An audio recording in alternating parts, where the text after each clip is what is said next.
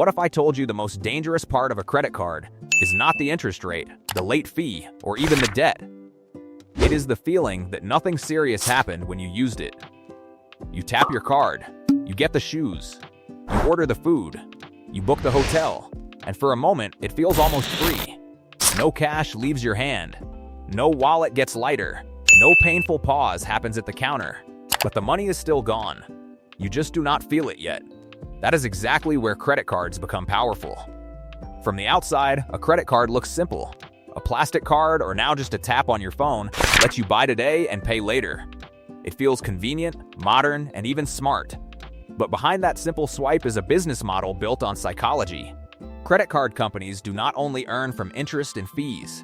They earn because they understand how people think, how people spend, and how easily emotions can overpower logic. The real danger of a credit card is not that it exists. Used carefully, it can be useful. It can help in emergencies, build credit history, protect purchases, and even offer rewards. The problem starts when the card stops feeling like borrowed money and starts feeling like extra money. That is when the trap begins. When you pay with cash, you feel the loss immediately. You open your wallet, count the notes, hand them over, and watch the money leave your hand. That small moment creates pain. Your brain understands that something has been taken away. But with a credit card, the pain is delayed. You tap, swipe, or click online, and the product is yours. No money visibly leaves you. There is no empty wallet, no counting, no physical reminder.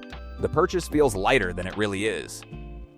Researchers have found that people can be willing to spend more when using credit cards instead of cash. In one well-known study, participants bidding for sports tickets were willing to pay much more when they were told they would pay by credit card rather than cash. That is not because the tickets changed. The payment method changed the feeling. Think about it in daily life. A $40 dinner paid in cash feels like $40 leaving your hand. The same $40 on a card feels like a quick tap. A $120 pair of shoes feels expensive when you count the money. But online, with your card already saved, it becomes 2 clicks and a delivery date. That is why online stores work so hard to remove friction. Save your card once, and the next purchase is almost instant.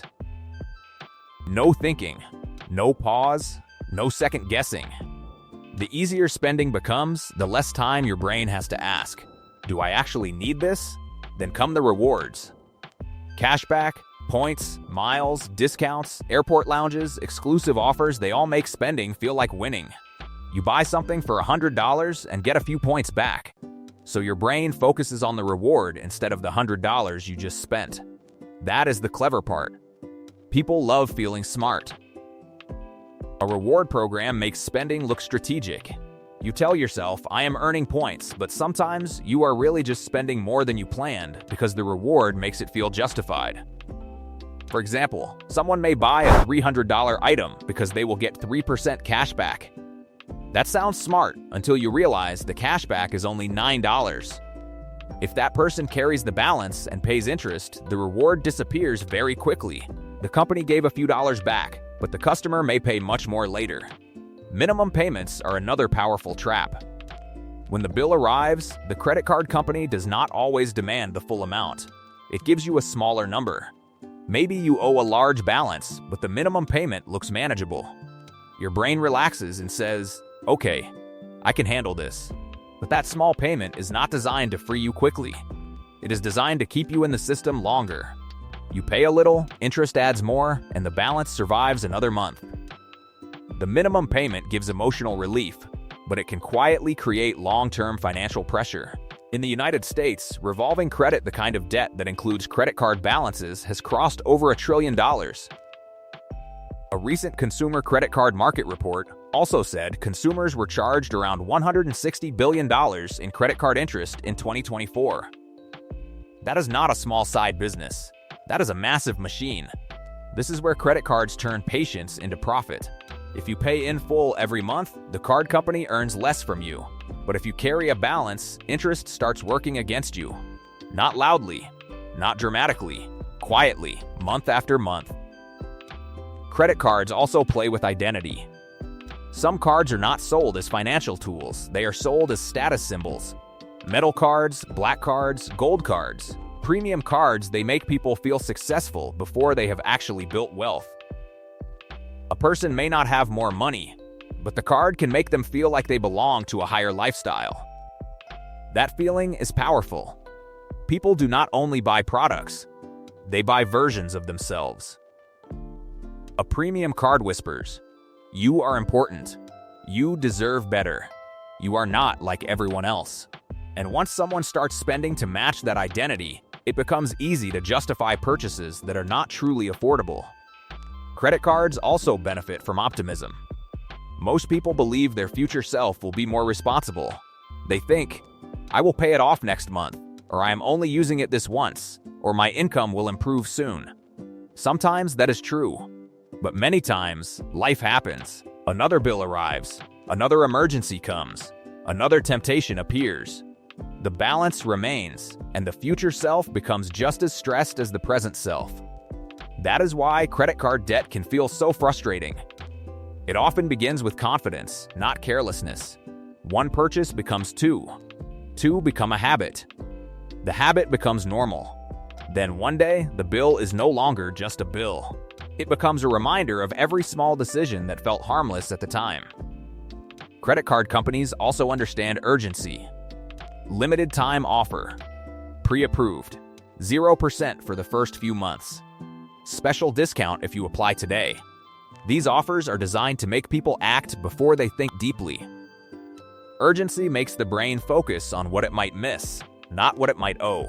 The idea of buy now, pay later sounds friendly, but it changes the way people measure affordability. Instead of asking, "Can I pay for this?"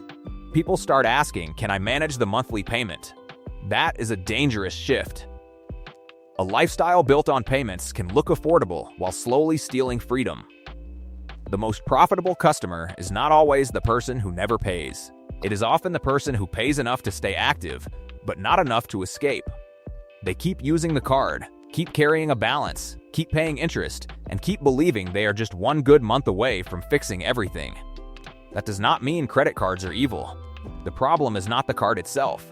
The problem is using it without understanding the system behind it. A credit card should be treated like a tool, not a lifestyle upgrade. It should serve your plan, not replace your discipline. The smartest way to use a credit card is to remember one simple truth. Every swipe is still real money. Even if you do not feel it today, you will face it later. Rewards are only valuable if you are not paying interest to earn them. Convenience is only useful if it does not make you careless.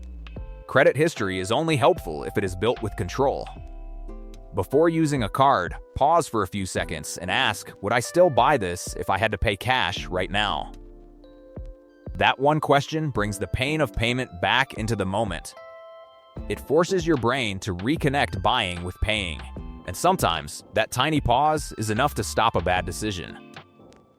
Credit cards turn psychology into profit because they make spending feel easy, rewarding, delayed, and emotional. They remove friction, reduce guilt, and dress debt in attractive language. They do not need to force anyone. They simply make borrowing feel normal. So the next time a credit card offer looks too good, look closer. The rewards may be real, but so is the risk. The convenience may be useful, but only if you stay in control. Because the card in your wallet is not just a payment method. It is a test of attention, patience, and self-discipline. And in a world designed to make spending effortless, the real power is learning how to pause. If this video made you think twice before your next swipe, then it has done its job. For more clear breakdowns on money, behavior, and the hidden systems behind everyday decisions, stay connected with the channel.